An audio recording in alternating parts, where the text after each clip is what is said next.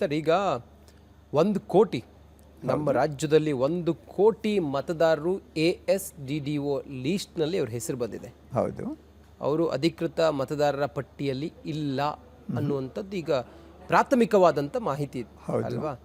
ಈ ASDDO ಅಂತ ಹೇಳಿದರೆ ಏನು, ಯಾವ ಆಧಾರದ ಮೇಲೆ ಇವರು ASDDO ಪಟ್ಟಿ ಒಳಗಡೆ 1 ಕೋಟಿ ಮತದಾರರನ್ನು ಸೇರಿಸಿದ್ದಾರೆ, ಇದ್ರ ಬಗ್ಗೆ ಸ್ವಲ್ಪ BLOs ಮನೆಗೆ ಬಂದಾಗ ಕರೆಕ್ಟ್ ಒಂದು ಆ ಮತದಾರರು ಮನೆಯಲ್ಲಿ ಇಲ್ಲ, ಯಾರು ಅವರ ಬಗ್ಗೆ ಮಾಹಿತಿ ಕೊಡುವಂಥವ್ರು ಇಲ್ಲ, ಅವರೇ ಸ್ವತಃ ಇರಬೇಕಾಗಿಲ್ಲ, ಅವರ ಕುಟುಂಬದವರು ಯಾರಾದರೂ ಇದ್ರೆ ಸರಿ. ಉದಾಹರಣೆಗೆ ನನ್ನ ಗೆಳೆಯರೊಬ್ಬರು ಕೆನಡಾಕ್ಕೆ ಹೋಗಿದ್ದಾರೆ, ಅವರ ಮನೆಯಲ್ಲಿಗೆ ಯಾರೂ ಇಲ್ಲ, ಅಲ್ಲಿಗೆ BLOs ಬಂದರೆ ಆಬ್ಸೆಂಟ್, ಮನೆ ಬೀಗ ಹಾಕಿದೆ, ಅಲ್ಲಿ ಅವರು ನೋಟಿಸ್ ಹಂಚಿ ಹೋಗ್ಬೋದು, ಅವರು ಕೆನಡಾದಿಂದ ಬರೋದು ಅಕ್ಟೋಬರ್ ಆಗುತ್ತೆ, ಅವರು ಆಬ್ಸೆಂಟ್ ಆಗ್ತಾರೆ. ಅವರು ಅಲ್ಲಿಂದ ಫಿಲಪ್ ಹೇಗೆ ಮಾಡ್ಬೋದಿತ್ತು, ಹೇಗೆ ಮಾಡೋದು, ಅದರ ಬಗ್ಗೆ ಮತ್ತೆ ಬರೋಣ. ಹೌದು, ಹಾಗೆ ಮನೆಯಲ್ಲಿ ಯಾರೂ ಇಲ್ಲ, ಕುಟುಂಬದವರು ಯಾರೂ ಇಲ್ಲ, ಅವರ ಬಗ್ಗೆ ಹೇಳಲಿಕ್ಕೆ ಅಕ್ಕಪಕ್ಕದವ್ರಿಗೆ ಏನು ಗೊತ್ತಿಲ್ಲ ಅಂತ ಇದ್ದರೆ ಅದು ಆಬ್ಸೆಂಟ್ ಆಗ್ತಾರೆ. ಅದೊಂದು ಅಂಶ. ಮತ್ತೊಂದು ಶಿಫ್ಟೆಡ್, ಪರ್ಮನೆಂಟ್ಲಿ ಶಿಫ್ಟೆಡ್. ಈ ವಿಳಾಸದಲ್ಲಿ ಅವರಿಲ್ಲ.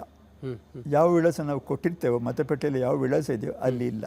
ನಮ್ಮ ವೋಟರ್ ಐಡಿಯಲ್ಲಿ ಇರುವಂಥ ವಿಳಾಸಕ್ಕೆ ಅವರು ಬಂದಾಗ ಆ ವಿಳಾಸದಲ್ಲಿ ನಮ್ಮ ಇರುವಿಕೆ ಇಲ್ಲದೆ ಇದ್ರೆ, ಅಥವಾ ನಾವು ಅಲ್ಲಿಂದ ಬೇರೆ ಕಡೆಗೆ ಶಿಫ್ಟ್ ಆಗಿದ್ರೆ ಅಂಥವ್ರ ಹೆಸರು ASDDO ಅಲ್ಲಿ ಬಂದಿದೆ. ಹೌದು, ಇದು ಅತಿ ಹೆಚ್ಚಿನ ಕೇಸಸ್ ಅಲ್ಲಿ ಹೀಗಾಗಿರೋದು, ಶಿಫ್ಟೆಡ್, ಪರ್ಮನೆಂಟ್ಲಿ ಶಿಫ್ಟೆಡ್.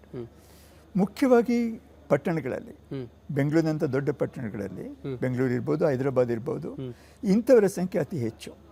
ಯಾಕಂದರೆ ವಲಸೆ ಹೋಗೋದು, ವಲಸೆ ಬರೋದು, ಮತ್ತೊಂದು ಕಡೆ ಹೋಗೋದು, ಟ್ರಾನ್ಸ್ಫರ್ ಆಗೋದು, ಇಂಥದ್ದು ಪಟ್ಟಣಗಳಲ್ಲಿ ಅತಿ ಹೆಚ್ಚು. ಅತಿ ಹೆಚ್ಚು ಕಾರಣ ಕೊಟ್ಟಿದ್ದು, reason for entering ASDD list ಅನ್ನೋದು ಪರ್ಮನೆಂಟ್ಲಿ ಶಿಫ್ಟೆಡ್ ಅನ್ನೋ ಕಾರಣ ಕೊಟ್ಟಿದ್ದಾರೆ. ಅದು ಪಟ್ಟಣದಲ್ಲಿ ಆಗೋದು ಸಹಜ. ಕರೆಕ್ಟ್. ಉದಾಹರಣೆಗೆ ಬೆಂಗಳೂರು ಬಗ್ಗೆ ಮತ್ತು ಕರ್ನಾಟಕದ ಬಗ್ಗೆ ನಾವಿಷ್ಟು ಗೊಂದಲ ಪಟ್ಕೊಂಡಿದ್ದೇವೆ. ತೆಲಂಗಾಣದಲ್ಲಿ 10ನೇ ತಾರೀಕು ಎನ್ಯುಮರೇಷನ್ ಫೇಸ್ ಮುಗಿಯಿತು, ನಮ್ಮಲ್ಲಿ 8ಕ್ಕೆ ಮುಗಿದಿತ್ತು, ಮತ್ತು ಮುಂದೆ ಹಾಕ್ತು, ಅಲ್ಲಿ 10ನೇ ತಾರೀಕು ಮುಗೀತು. ಅಲ್ಲಿ ಕೂಡ ಇಡೀ ರಾಜ್ಯದಲ್ಲಿ ನೋಡಿದರೆ 20% ಜನರು ASDD ಲಿಸ್ಟಲ್ಲಿ ಬಂದಿದ್ದಾರೆ, ಕರ್ನಾಟಕದಷ್ಟೇ ಜನ. ಹೈದರಾಬಾದ್, ಸಿಕಂದ್ರಾಬಾದ್ ನೋಡಿದರೆ 39% ಜನ ASDD ಲಿಸ್ಟಲ್ಲಿ ಇದ್ದಾರೆ. ಬೆಂಗಳೂರಲ್ಲಿ 47% ಇದ್ದಾರೆ.